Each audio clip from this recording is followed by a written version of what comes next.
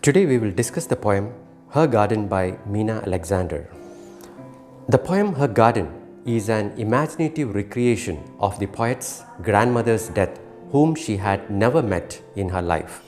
Her grandmother orients her diasporic vision. The poet is found to experience a continuous pull towards her Indian ancestry. She combines memories, desires, and imagination to examine the makeup of her own being. The haunting presence of her grandmother can be clearly felt in this poem. The mountains crackles, they are full of flint, the cicada bristles, it does not sing in grandmother's garden. As mulberry trees, gnarled like her hands, start their long slide seawards. The mountains make short, sharp noises. They are covered with shiny black stones. The cicada, an insect which lives in grass, does not sing in grandmother's garden. The mulberry trees are rough and twisted like the hands of grandmother. They start their long journey towards the sea. The first 9 lines sketch the ambience of the garden space in a predominantly oral imagery, purged of all vestige of tenderness. The haunted landscape crackle and bristle. It is devoid of the lush green of mountain trees and the mellifluous birdsong bathing the garden. The mulberry trees are gnarled. Their spondaic long slide seawards capture the heaviness of decrepitude or old age. I imagine her sitting under the mulberry leaves, hot fruit splashed to her eyes, a blindness cleaned in that solitary hour when trees clamber out of their bark and swim to a rock that is black and bare and like nothing else in this homeland. The poetess imagined her grandmother sitting under the mulberry tree. Her eyes were splashed with hot fruit, which cleared her blindness in that solemn occasion. That hour is when the trees climb out of their barks and swim to a rock that is black and bare. Here the poet talks about death, which settles down soundlessly on that solitary hour in the garden that becomes the setting for an effortless and seamless entry into the enigmatic sphere of death. As the grandmother awaits death, she sees clearly and is washed of all impurity before she begins her journey of death.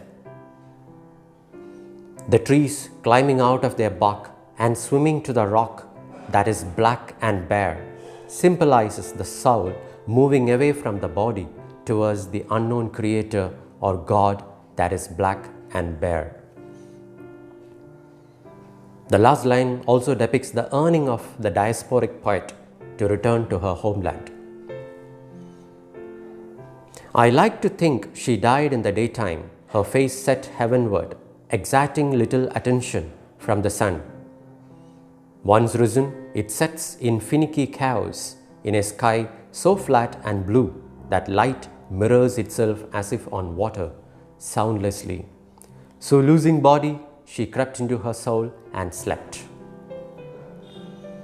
The poet imagines the death of her grandmother, who died in the daytime with her face set towards heaven, even though she did not attract much attention from the sun. Grandmother's death is poignantly evoked in the subtle imagery of the sunset. The soft and seamless transition from life to death is as effortless and resplendent as the sun rays merging into the blue depths of the waters.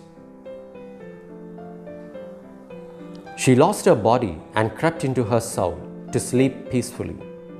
These lines shows the alienation she felt on a foreign land and her search for identity. It also evokes a feeling of return back to her homeland or ancestral roots. As young goats leap over breaches in the garden wall, as the cicada shuns sparks from its wings, I remember her. She died so long before my birth that we are one, entirely as a sky disowned by sun and star, a bleakness beneath my dreams, a rare fragrance as of dry mulberry pierced by this monsoon wind. As the young goat jumps over the obstacles and the cicada spreads light from its wings, the poet remembers her grandmother. Her grandmother died long before the poet's birth. The poet identifies with her grandmother and exhorts that they are one, like the sky, even though they are disowned by the sun and the star. This has created a sense of hopelessness for the poet in an alien world.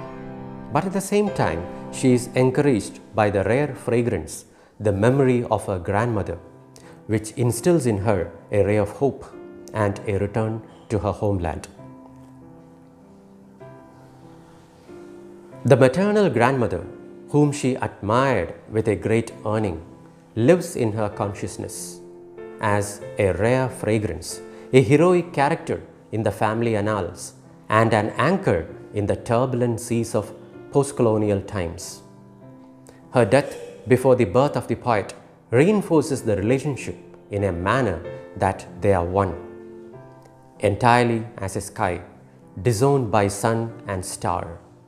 It is a reenactment of the moment of death, drawing to a close the circle of life and death. The single line, "I remember her," goes to establish not only a relationship with the past, but also of her inner self. A rare fragrance enhances the memory as a dry mulberry pierced by the monsoon wind. The poem validates the deathlessness of memory and searches for an answer to the intense longing for a strong and vibrant ancestral figure. The poem reveals the cultural roots, feminine identity, and an inspiration to the poet, by which she came to her own independent thinking identity through the inspirational activities of her paternal and maternal grandmothers. The poem portrays a conflict between her inner world and the outer world. Rootlessness is the dominating fact of her poetry. She struggles to make a position of her own.